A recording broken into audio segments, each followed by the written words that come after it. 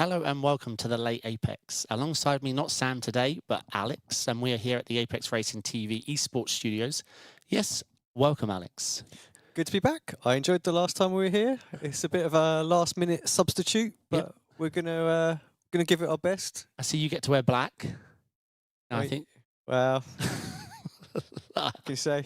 I actually only noticed on the camera. I mean, I blend into the chair, right? So no one can actually see me. It's just a bit of camo. You do. Hello to everyone in chat. Matty, Thomas, iRacing, Aussie, DeVille. Hello, everyone. We've got lots to talk about, from iRacing to G2 Amiga to new games being published, updates to other games, and as you saw on the title, the Can You Beat Max Verstappen, and then lots to chat about with Apex.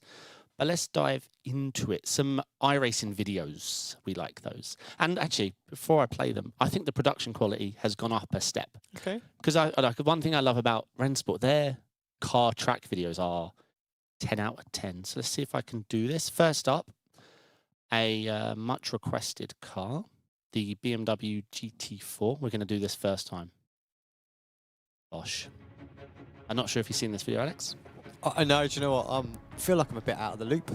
Okay, so this is dropping now next season. Well, in 2 weeks. Week 13 next week, so not long to wait.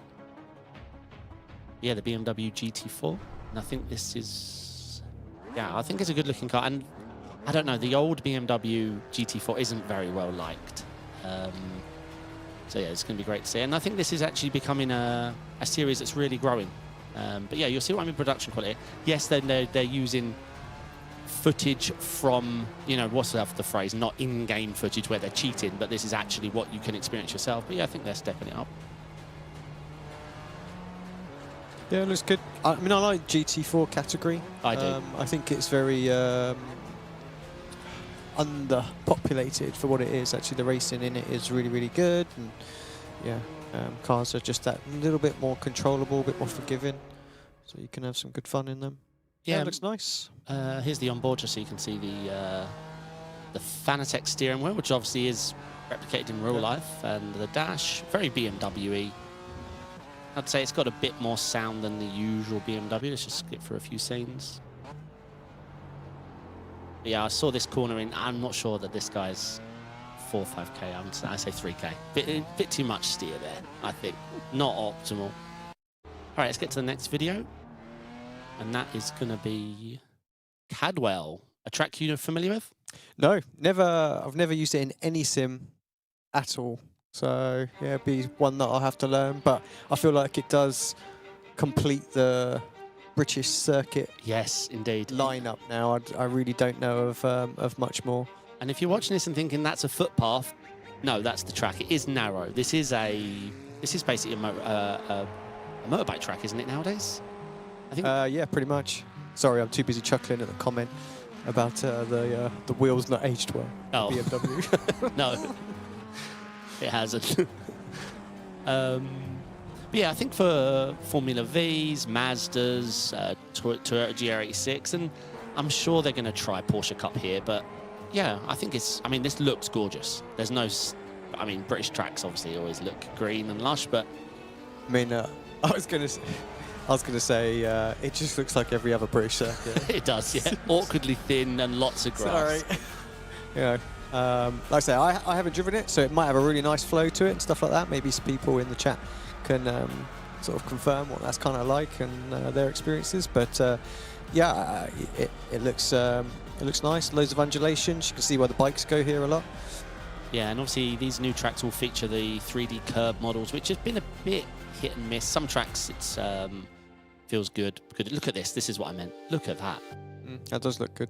What I like most is not the nonsense they do with the trees at like Spa. I mean, maybe that's changed since the last time I've been there, where it's just like this little square, and then you got the big void in the middle. It's like there's the trees. Yeah, 100%. They really are filled it in.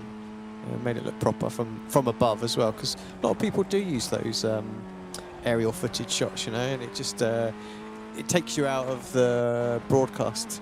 Yeah, 100%. Straight away you realise, oh yeah, it's a game. Yeah, 100%. It's going to be another track that doesn't feature on the Premier Series. It's not going to. I hope it doesn't make it. Oh, please don't make it to IMSA. They did do Knock Hill. Which I mean, like you might get like the odd like once a year or something like that. But I suspect like it's going to be used for Formula 4 series and stuff like that all the time. I think that would be great. I think the Formula 4 that's what it's ideal for, right? So yeah, and any slow cars like the rookie Mazdas and the Formula V. I've car not really have driven, but again, ideal, I should think, for it. Yeah, 100%. Yeah, I hope everyone's good in chat. Yeah, so we've reeled on previous episodes about everything that's coming next season, but they're the 2 complete videos. I don't think we're waiting on any other big videos apart from. I mean, I'll interject, right? Because like I'm so out of touch. Like why I'm on a podcast about sim racing when I know nothing about sim racing right now. God only knows. That's what I said. Last minute shoeing. What's coming? Yeah, what's coming? What's the big thing? What's everyone excited about? The McLaren GT3. So that now brings us up to a lot of cars. Like probably when you last checked, IMSA was restricted to like 7 cars, but we're up to like 13, 14 now with the GTPs, the LMP2, the Ford Mustang, the Vet, and now the McLaren. Previous seasons, the Ford and McLaren weren't even in IMSA, but now we've got the Vet, the Ford, and the McLaren. And yeah, that's well looked forward to. People are hoping for the new Spa. They've teased it. They even said it's a 50-50 chance of it's coming, the new rescan. But it looks like the rescan of Zolder's going to hit. I'm going to have to dig through my notes to remember everything else. They've reshuffled a few of the series around. 2007? It was like 2012, actually. But it was with a pro license, right? Or not? No, I don't think so. I think my last race I was a Class A. I think I did a couple of, I don't know. But you had a pro license. Yeah. Yeah. So don't let these guys talk to you. They're not, I can tell none of them are pro. And a World Championship one. Yeah, and Pro a WC. Yeah, Pro WC license. The full hog. Yeah. Yeah. And you had 5K back when that was 6K back when that was massive. Yeah. Yeah, I think at one point I was ranked in like top 30, something like that. Yeah. So don't listen to them. They're just a bit old now. But yeah, no, the update is, I think the McLaren's the most look forward to thing. They're adding spotty rain. We don't know what that means, but patchy, I don't know. Yeah, fine. They're adding rain to, that's one good update people are looking forward to. It's finished all the NEC Nord 24 cars and classes. So we're getting, the Nord 24 and NEC will be rain flooded, and they're bringing more cars. I won't get on my rain rant. No. Cut the mics. But no, I think it's a good update. It's a bit more controlled. I think one of their big things is to try and fix all these issues that have been causing crashes with the rain, and like getting the sim a little bit more stable as well. Okay, up next, I actually think this is quite a good find. The GT Omega. I mean, I always called it Omega. Oh, okay. I'll stick with Omega. They are launching a rig. It took me a little while to work out because there's a few typos on their website. They say it's a hybrid rig, switching between GT and hybrid. I'm like, no, you can't switch to a hybrid. What do you mean? Anyway, it's between Formula and GT seating positions, and I'll show you the video now. It's actually a pretty good video. Almost with the wrong button, mate. Almost. So let me know in chat what you think of this idea. It's pretty simple. Look at that. So you've got red markers with F1 and GT, top and bottom. And it's on the pedal system and the seating system. So you have all the adapters to change your angles, heights. And their plan is to build an aluminium profile rig that can give you... I mean, I get the comment that surely you're going to set it up for what you want and leave it, thus making it pointless. But if you're one of those that want to change, get the immersion from going in the Formula position in a GT, then I can see this being good. But yeah, for someone like me, I would set it up to be how I want it set up and then leave it for the rest of time, and thus it didn't achieve a lot. Interesting to see what they've done. Yeah, GT Omega, that was my first ever racing cockpit. Oh, okay. Back in the day. And actually, GT Omega sponsored the Apex Racing League, like 2008 or something like that. I think it was 2009. Wow. Yeah, I've always known the name. We have a bit of history together. They've helped us in the past. Yeah, and the rigs back then were great. Good to see them, doing something a little bit that. Interestingly, I happen to know of another manufacturer. I'm not going to say who it is, because I'm under NDA. Oh. But their USP was that we're going to be the first one to do a hybrid rig. So, ouch. Gotcha. I've got some prices here. So they're targeting 449. Yeah, I think it's a great. That is a good price. Yeah. Yeah, it seems to be. Yeah, it seems to be nice and small as well, and they actually use an aluminium profile rather than the tubing. Yep. Yeah, that was what mine was, the tubing. They did the tubing for ages, didn't they? That sort of. Yeah. Know, yeah. Cheap China tubing. That they, cheap China tubing. You said it, not me. Say that fast 3 times. You know. Yeah, the tubing can make it lighter, a bit more easy to ship, but adaptability is out the window. You know? Yeah. And as you know, if you get one knock, it's strong while it's completely rigid and perfect, but a knock is a bad. It's going to go very bad. Paul Busby, David, have you got your waterproofs and canoe ready for later? No, we're commentating. You need the canoe. Yeah, we're in this lovely studio. We can change the heat or the AC. Yeah, we get to pick I mean, if they weather. had like rain sprinklers in here and stuff to simulate the outside environment, we might be more inclined to make every race dry. Yes. Yeah, for sure. Taking bets on how many cars will finish. I did actually ask Lee, our producer, what do we do when everyone's out and there's no cars on track? Cut the stream and we go home. That's it. We're off early. There are currently no cars on track. Oy, oy, oy.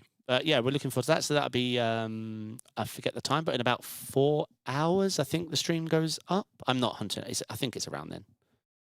We'll be doing the... So I'm hoping someone taps me on the shoulder and says, right, get in there, stop commentating. Yeah. The Abruzzi ARL Endurance Round 5 at Suzuka in the floods. Yes, a very floody day. All right, next up, Test Drive Unlimited Solar Crown, which is a game. Overtake GG have done an article. It's about their roadmap that's been released. I promise I'm going somewhere with this. It's more than just this. September 12th, the game's released, but they're talking up a season release. So every 3 months, they're planning on delivering new content, new cars, new races, new live events. The roadmap is showing us that around Christmas time, they're going to be releasing Ibiza as an expansion pack. And let me grab some pictures. But then, what have we got? I think I got myself a video just to show you guys. Yes, a video on Twitter. So they're obviously paying Twitter for that extra features. Here we go. Let's get some sound. I just want to show you a peek of the graphics. So I actually loved these test drive games. Obviously, this was a long time ago for me. I was thinking they're familiar. Yeah, very old. I won't play the whole thing, but this is like a 9-minute video on their Twitter. This is what I'm talking about. I think it's dubbed or just deliberately out of sync. But what they're talking up is... yeah, Twitter's not serving us very well there. No. But yeah, they're talking about, but obviously talking up a long release cycle where you promise, oh yeah, we're going to be developing this game forever and bringing updates every 3 months. If you stop making money, you stop telling your team to make the next update. So it's a bit of an issue. But on this subject, Nacon, I'm going to go with, are releasing under the RevoSim brand by Nacon a 9Nm DD wheel rim and load cell pedals. While we don't have price, it is another player in this space, reported by VRS Sim Racing. Let me just grab the article. And I haven't pressed that button wrong once. Yeah, so we don't know price, so I can't really say a lot. But I did check. The pedals are load cell.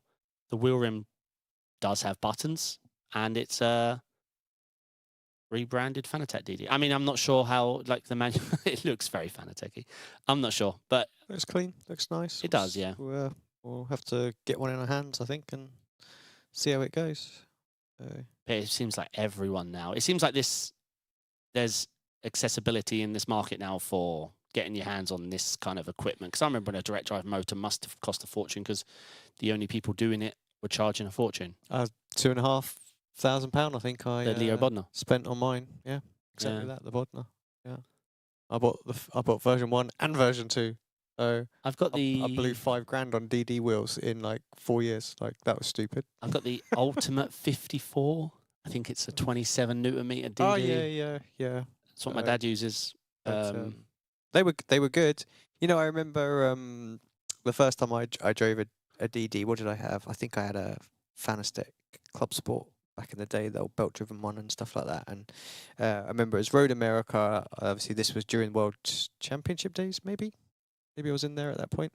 Yeah, so FW31, Road America, obviously the carousel. Like, if you held onto the car flat out, like you were a god. And like it was always like, oh my god, like no, I can't do it, can't do it. And then when I rocked up with the Bodnar, I test drove it on an unfamiliar kind of, well, it was on a bench basically, and just some rubbish pedals, I think, and just blitzed it, and I could feel everything with it, and it was just basically correcting the car for me. I was like, this is game changer. Yeah, for you know, sure. to being on the limit, yeah, and it's just taken for granted now because you can get a DD for £300 and £400. Yeah, it's crazy. My funny Bodnar story I've got, once during a 24, it overheated, but I didn't know. I was driving my stint, and it kept getting hotter and hotter and hotter, but the rig was touching it. So every rig element on my rig started to get really, really dangerously hot. I remember doing something, I was thinking, well, why is that part of my rig hot? I had an overheating Bodnar that was just ramping out of control. I didn't think about those sort of things back then. No. Yeah, so that's from Nacon. The publishers of Test Drive Ultimate are also releasing under their RevoSim brand DD, wheel rim and pedals. And as I say, it really depends how the price to be right with, you know, aggressive marketing from the likes of Moe's and everything. Like, just releasing them is not good enough now. Okay, a game that me and Sam have been following on the podcast and keeping an eye on, PISTA Motorsport, has hit Steam early with early access. I didn't write down the price, but let's just say I think it's like £14. This is actually reported by Traction GG. Let me bring up the article. Now, I do have some thoughts, unfortunately, because they're going to wish I didn't. But yeah, I'll mention again, but this is an Argentinian sim racing title from the developers of a bunch of Assetto Corsa. It's like an Assetto Corsa mod team have got together and built themselves a sim that they are selling. Yep. The bad news. Okay, let's cut back to cameras. I watched a couple of early access videos. I'm not going to show them because, I mean, it looks to me like R Factor 1 set on low graphics with a car made of 9 polygons. It looks, I mean, they shouldn't have even have given a replay mode because I think Mario Kart looks higher quality. Oh. I could see someone steering and the way the car turned it looked like a mobile. That was Lewis's comment, a mobile game. The Steam numbers they had a high of 36. So if you exclude the developers and their parents and their friends, 9. And currently the last 6 days, 4 people.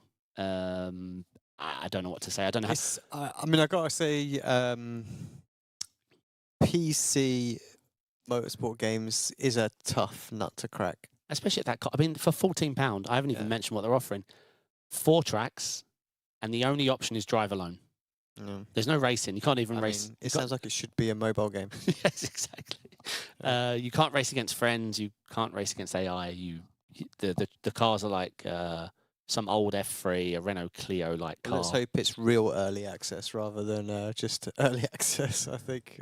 Yeah, I mean, it's impressive they got this far with, I mean, they are just it's a bunch of AC modders that wanted their own sim. Yeah, fair play. Give it a go. So yeah, so it looks like they're targeting the racing that goes on in Argentina. I don't have a background in that. And that's their aim, is to bring that style of racing.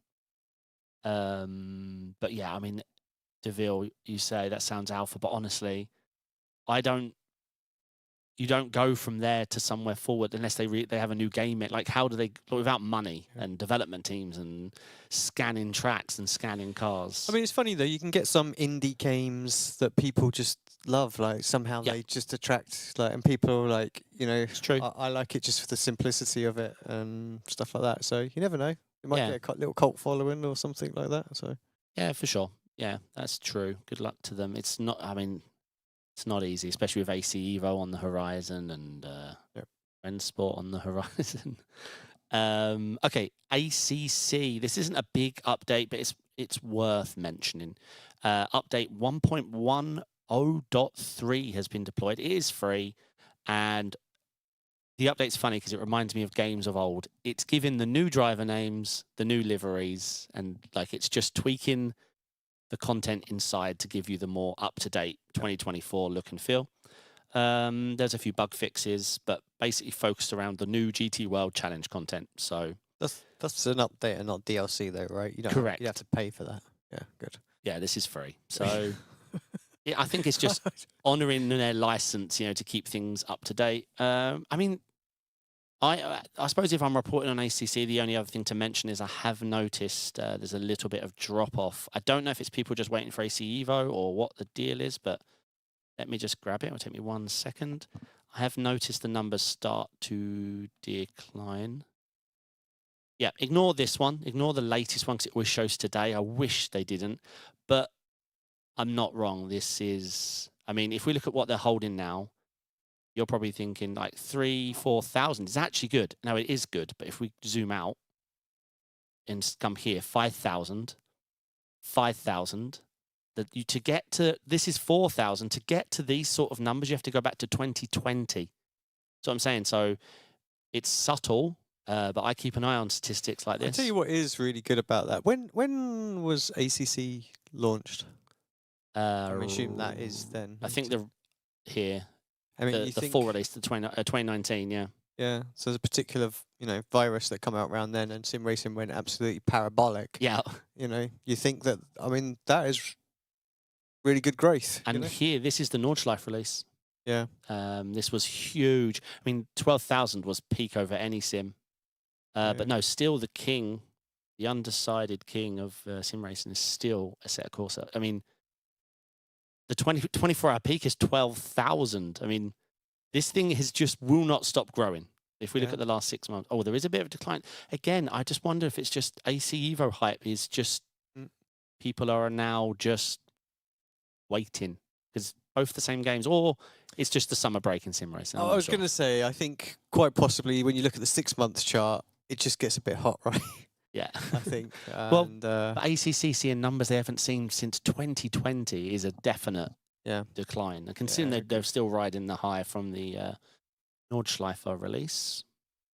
Okay, the title story.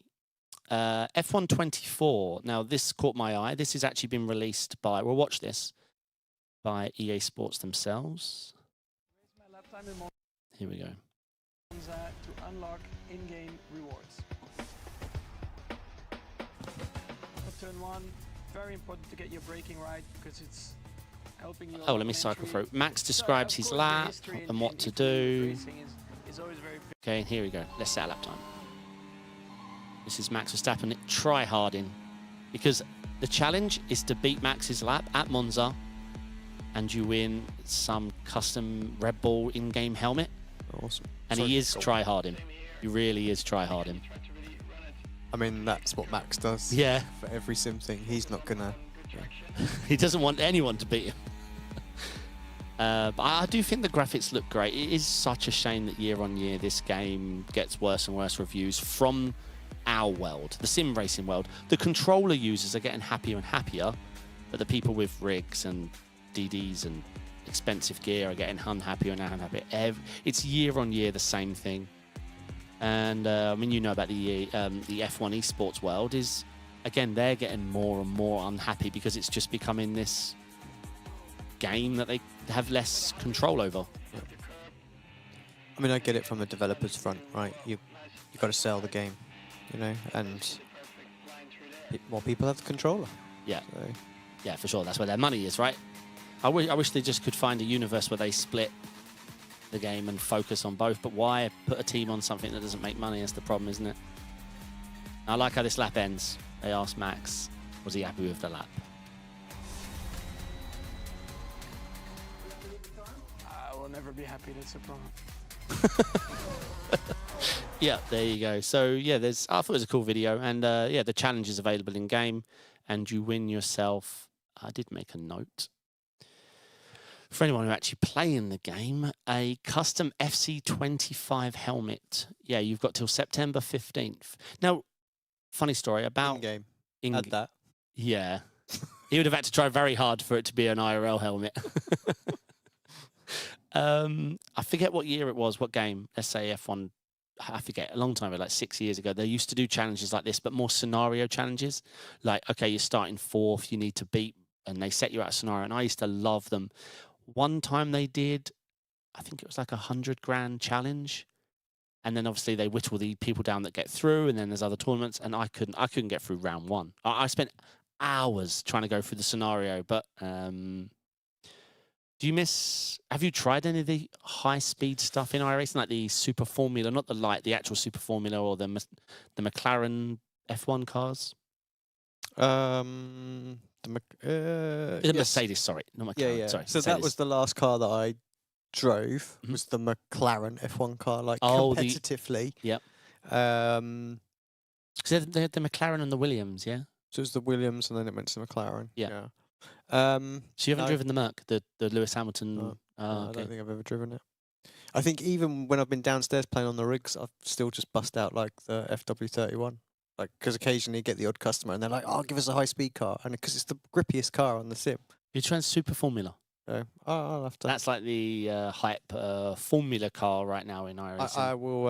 I'll give it a go. So what? Good participation numbers on that?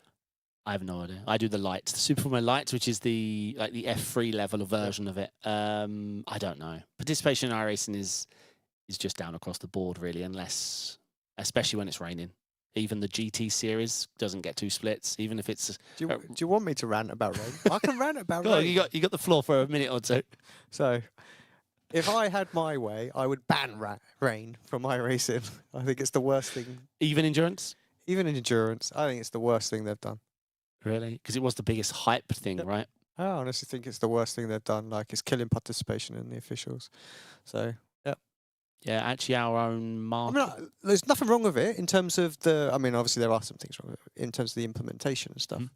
And driving it, because I've driven it, like, you know, just messing around downstairs again. Like, it's like, yeah, it's fine, but yeah, you know, we're not world class drivers. You've got to dedicate hours and hours and hours and hours. You've got to of relearn time every track. to do that, and for your casual gamer, Yeah. it's not what I want to do.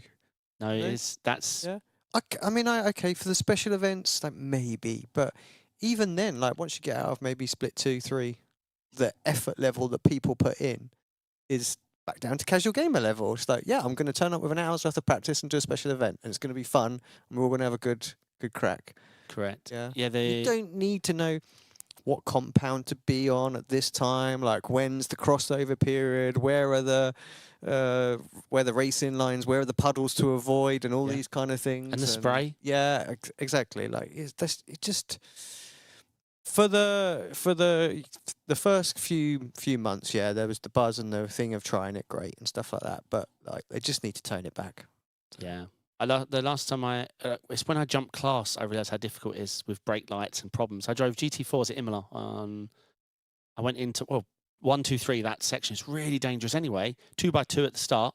The spray, the rain was so heavy. The spray, I couldn't. I'm not saying I couldn't see a thing like we were turn a phrase. I couldn't see a thing. Like It was just a wall of spray, and then there's cars facing you. There's cars on the upside down. There's cars on the left. And that's the problem with the specials, right? Is that it's not your fault at all. Yeah, in front of you, you can't tell there's a perpendicular car. Yeah, and that's it. It's race over. You've spent, you know, those that have practiced have spent weeks practicing, you know, and someone has lost it, and you just can't see him, and it's game over. It's a bit.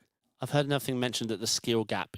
Like there's already the skill gap in the dry is, you know, let's say 2 seconds between your top non-esport drivers and your rookies that have now developed a lot of skill and drive time. But in the rain, you know, this is like 8 seconds a lap. And that will come down to a couple of things. It's just drivers will be generally like pretty good in the rain, but it all comes down to the amount of time they have to prep again. Like yeah, without the pandemic this time.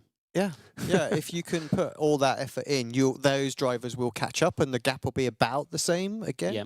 But you've got to put hours and hours and hours just on the rain. Like I know what some of our lads do, And it's just like I'm looking at that thinking, oh man, that is brutal. Yeah. The amount of practice they're doing in the different conditions and stuff like that. So yeah, it just makes prepping for an event like 100 times harder. Like if you want to be competitive. So yeah.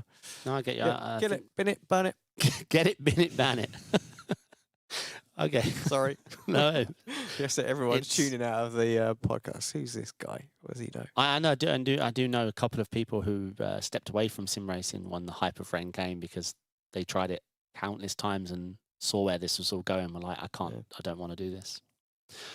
Right, I think that's all our sim racing news. So Apex Racing Team finished P7 in the ESOR1 Teams Championships. I'm the student. You tell me more. Yeah, I mean, I wasn't with the lads this time, but yeah, so Mark was out there with them. I think I'd say it was a mixed bag. I think they enjoyed the event. There was a couple of little teething issues and stuff like that, but generally it was pretty well run. And I think the key thing is they love LAN events like this. You know, the whole reason we have like a professional team and things like that is so that we can try and build sim racing into a position where we do have these same sort of global esport events like, you know, your Dotas and your League of Legends and stuff like that. And they are on that same stage. Correct, they don't have the audience, admittedly, at the event. Is quite quiet for them still. But it's great to be part of like the Esports World Cup and have those points count. You know, obviously there are teams in the others that are competing against us and stuff like that.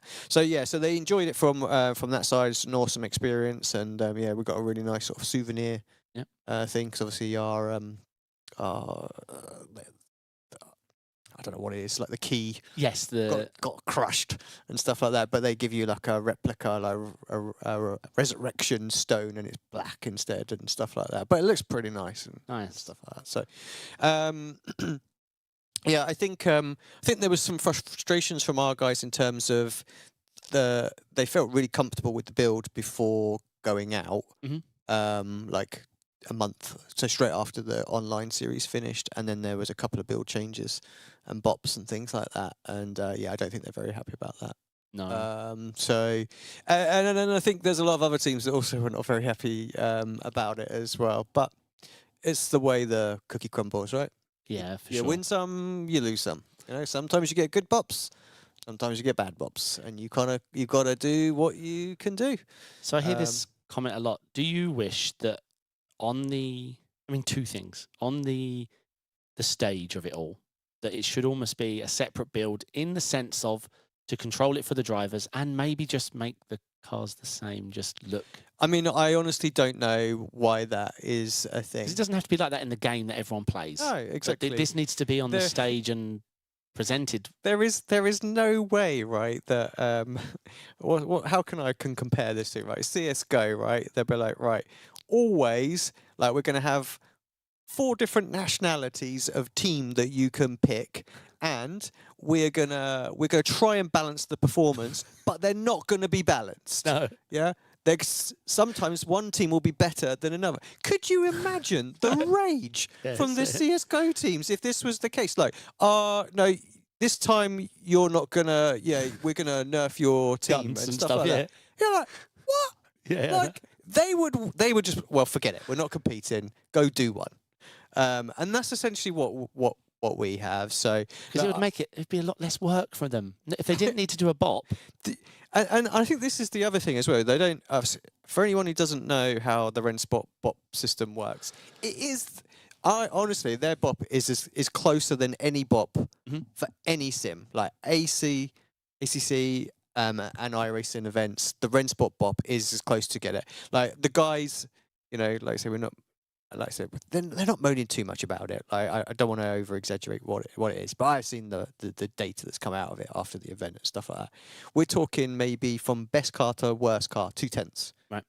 But for pretty close, right? But when the grid is separated by 2/10 in qualifying, that's huge. Yes, exactly. You know, so they do a really good job. But what they do is they go, right. So we're in a Mercedes, right? So in BOP week, so they do a BOP week. You have to you have to take all the cars. So our team is responsible for testing all the cars at a bunch of tracks. Apart from the Merc, right? Correct. Yeah, so not the Merc. So we're not allowed to set some times in there.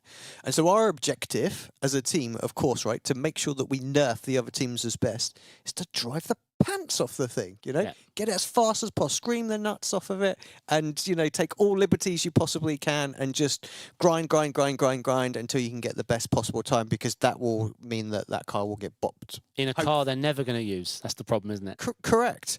So they spend like a week solid beforehand, getting up to speed in all of these. Yeah, so there's two ways of doing it. You can either stick on the same track and do all the cars, or you can stick in the car and do all the tracks. Okay. Those are the two kind of general sort of consensus ways of doing it. So yeah, but no matter what, the drivers have got a lot of work to do. So they'd have 2 weeks basically where they're just driving a competitor's car. Yeah. Learning how to get the best out of it rather than focusing on their own car. And they changed the build just before we went out, basically. So it was all scrambles to do that. And then they had like a week in their own car to kind of practice. So, but they do a really good job. Like I say, the bop figures are really close. Like I can't really complain of, you know, like I'd much rather this than the iRacing bop, to be honest. Yeah. But yeah, it's still just a bit frustrating.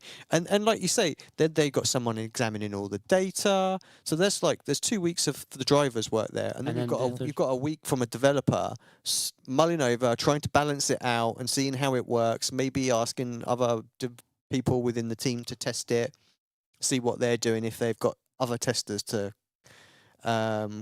verify the data and stuff all this like work goes away if you just. And they change the build in 3 weeks' time. Yeah. You know, there'll be another build, and it'll all be gone. So yeah, they really shouldn't. They really shouldn't mess with that. Like every car is the same. So from my understanding, it's to do with the manufacturers. I can guess which one. Yeah, I'm sure you can. I'm not going to say. I know you won't. I get it. Yeah, each manufacturer wants their car and the way it drives represented, but it's just a shame because, as I say, it doesn't have to be what the people play at home. Just set it, make it the best it can be on the stage, and that they might come around after not winning now. Maybe. Maybe. Yeah. And obviously, Kev finished P8 in the Johan P11 in the Drivers' Championship. Super happy for Johan to make it in. Yeah. I mean, because obviously we didn't see that race.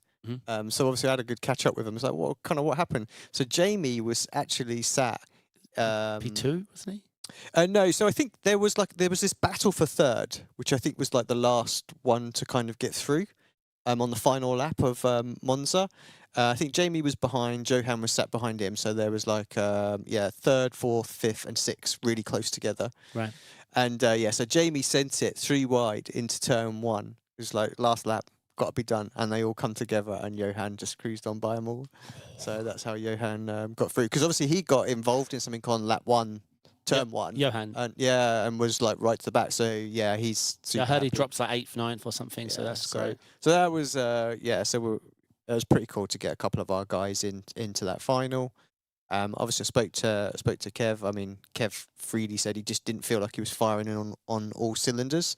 And then there was obviously a lot of discussion around bop and things like that. So you've got to get the right tracks and stuff. But I think the guys generally are pretty happy. Obviously, it's a step up from the last LAN event in Sweden, where we only had Kevin into the final. So it's good to get 2 drivers in there, and Jamie only just missing out. And then the team event, we just had some just awful luck. I think. I saw. Yeah. Really, and that's what really hurt. But I should also point out that Beneke was solid, right? He was amazing. Like in that team, banged all those qualifyings in, got all those good results, right? And the Maus drivers just backed him up by getting some good results. They weren't epic. Obviously, I know they had a couple of they had 1-2, one of the races. But they just did a job for him. Like his job was to get the result, and he 'Cause- did it. So fair play to Yeah, for sure. to Max. I saw, was it the first race Apex looked like, oh, they've got this one, and then Beneke just wouldn't stop getting pole. Yeah. And yeah, Yeah. they played the team game very well. Yeah, it was a good watch. I mean, I don't know if I loved the watching of when it was 4 Apex, 4 Maus, and 4. That was just weird because it's too teamy for me. It reminded me very much of the VCO Oh yeah. stuff that So we other did, people mentioned. like 2021, which I actually really enjoyed. I thought that was good fun as a team thing. Obviously, that you had many more. Well, no, that was more towards semi-finals and finals, wasn't it? Yeah, I quite like that. I think that's good fun because it really is team against team as opposed to them all being in separate races and stuff. But that was only on the second chance, wasn't it? That it was kind of like that. So yeah, it's good. Yeah, it was good. Do we know anything about the next? I mean, there's rumours that we're going to have something this year, but we don't know anymore. Okay. So yeah, not sure if I was even meant to say that. Rumours. You didn't hear it. You heard it from somewhere else. Yeah. I should mention the sports cars. Apex Racing League sports cars. That's GT4s and TCRs. Is coming 16th of September. It's this one. Yeah, so make sure you head over to Apex Racing League and get registered. I don't know how many spots are left, but I mean, Sam was mentioning it recently. So if you do want to take part, it starts up 16th of September. And there is drop weeks. So if you find yourself you can't make the first race or you're not there for the last, there is the opportunity to still score those equal points. I should also mention that the VRS Summer Sale is still going on. So 30% off VRS products. There is bundles as well. And that is on apexracingsim.com. So don't miss out on that. I'll throw a little thing in there, and if you are somewhere in the UK close to Corby, we obviously got that half hour where you can come and try a full VRS rig setup before you buy. So if you're a bit on the fence about it, head to the website and you can book a test session as well, just to kind of cement what others are saying in your own head. Yeah, good deal at the minute. Andrew Dawson's asking me, when will the prototype league be released? I can use Alex's term. I don't know, but I heard a rumour. It's going to be announced soon. I don't know. I don't know what I meant to say. But I don't know either. I heard a rumour. Yes. Soon. I don't know if I meant to say, but it's, yeah. Enough, Andy. And obviously, let's not thank something a sponsor, ApexRacingAC.com, for setups, telemetry, track guides, and coaching. I've been using their setups for long before I was even knew this sim center existed. So make sure you check that out. Can I add one thing on that? I'm going to allow that, yes. Thank you. And maybe again, like Lee will come and give me a kick later for doing it. But we are running a promotion next season on a GT4 car. So, and of course, it would make sense if it was the brand new car, but we're not doing that. Yeah. But no, so Jamie Fluke, our sort of veteran driver and ARA coach, we're actually going to put together a free pack that we're going to offer for GT4. See, we love the GT4s. Yeah, good. That Jamie's gonna do, and yeah, you can sign up and you can experience what the Apex Racing Academy is all about and get access to the Mercedes AMG GT4. Oh, that makes sense. So we're going to do that. So Jamie's going to do that, and you'll get all of the software that you'd normally do, access to all the telemetry that you'd normally do, the group coaching sessions that Jamie will take, so you can come in there, you can work with Jamie to try and improve your lap times. That's with a group of other people, so the busier it is, obviously you'll get less time with Jamie, but if it's quite quiet, you'll get a lot of time with Jamie. Yeah, nice one-on-one. Yeah, and we're actually gonna stream that on Twitch as well. Oh, epic. So that everybody, even if you're not part of it, you can still kind of watch it, and that's what we're going to try and do to encourage sort of people to interact on the chat and ask loads of questions of Jamie, just to keep it kind of ticking over and buzzing. But yeah, so we're doing a nice free one. I see Andy there asking about the open day. To be the bearer of bad news as well, is there won't be an open day this year, unfortunately. So we had some plans in place with some partners and things like that. Didn't quite work out as we wanted. So we pushed it back a bit, I'm afraid. So I think 2025 for the next one. Watch the space, really. So yep, sorry about that. Yeah, it's what it is. But yeah, so make sure you, Andy, I mean, it'll be out on social media and stuff, or Sam will be here next week and he'll know what I'm allowed to say and stuff. I usually just point at Sam and he says what I'm allowed to say. But I think that is everything, unless anyone's got any questions or anything you'd like to add, Alex. No, nothing I wanna add. But yeah, if anyone's got any questions or anything like that in the chat, send them in now and we'll do it. But removing rain from the up and coming race is out of our power. It's all set in even though I motion. can't do that, I'm afraid. Sorry, I don't know. I don't know the password to Sam's account to change the league. If I could, I would definitely be your man. Yes. Like, the bribes, send them in. Yes, 100%. But obviously, the percentile chance, there is still a chance it won't rain, right? I was about to say, I'll find the password for next season, and then yeah, we can hit me up on DM, and I'll see what I can do. Perfect. All right. I think that's it. We'll be live again in I think it's 3.5 hours time, if I'm not mistaken. I think so. Yep. But other than that, we'll be back here next week. Obviously, make sure you check out Apex Racing TV and sub to make sure you don't miss all the other streams. It's a busy channel. It's a very, very busy channel. I've seen it being live, I think, on 2 or 3 different... it was live on 3 different streams. I didn't even know you could do that. Oh, yeah. Yeah, it's insane. Yep. I'm more of a Twitch person nowadays, so I really don't know. It's allowed. Oh, there you go. I have to press it harder. I'm pressing it too soft. All right. Thank you, everyone. We'll be back next week. Again, make sure you like and subscribe so you don't miss. And then make sure you check out our partners. Obviously, Apex Racing Sim for your VRS Summer Sale. Make sure you register ARL, Apex Racing League, for the up-and-coming Sports Car Championship. And yeah, thank you very much. And we'll catch you next week. Ciao.